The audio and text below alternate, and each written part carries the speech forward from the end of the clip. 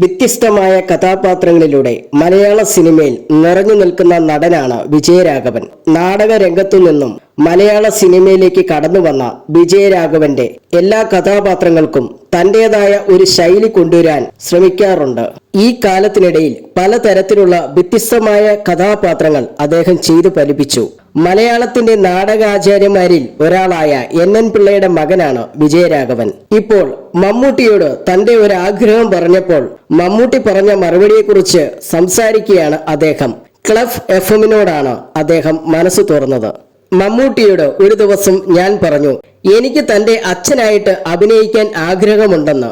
ഒന്ന് പോടോ എന്നാണ് മമ്മൂട്ടി അതിനു മറുപടിയായിട്ട് പറഞ്ഞത്. അതെന്റെ ഏറ്റവും വലിയ ആഗ്രഹമാണ് എന്നാണ് ഞാൻ അദ്ദേഹത്തോട് പറഞ്ഞത്. വെന്നീസിലെ വ്യാപാരിയിൽ അഭിനയിച്ചു കൊണ്ടിരിക്കുമ്പോഴാണ് ഞാൻ ഈ കാര്യം പറയുന്നത്. ആ സിനിമയിൽ എനിക്കൊരു വയസ്സൻ വേഷമാണ്, ഒരു വില്ലൻ. അപ്പോൾ ഞാൻ മമ്മൂട്ടിയെ മമ്മൂസ് എന്നാണ് വിളിക്കുന്നത്. മമ്മൂസ് എന്റെ അടുത്ത് ചോദിച്ചു, ഇയാൾക്ക് ഈ വയസ്സിന് വേഷമൊക്കെ ചെയ്യാൻ എന്താണ് ഇത്രയ്ക്കും താല്പര്യമെന്ന്. വയസ്സിന് വേഷമൊക്കെ പിന്നെ ചെയ്യാം, ഇപ്പോൾ ഈ വയസ്സൻ വേഷം ചെയ്യേണ്ട കാര്യം എന്താണ്? അദ്ദേഹം ചോദിച്ചു. ഞാൻ പറഞ്ഞു, എനിക്കിഷ്ടമാണ്. എന്റെ ഏറ്റവും വലിയ ആഗ്രഹം തന്നെ മമ്മൂസിന്റെ അച്ഛനായിട്ട് അഭിനയിക്കണം എന്നുള്ളതാണ്. അദ്ദേഹം അത് കേട്ട് ചിരിച്ചു.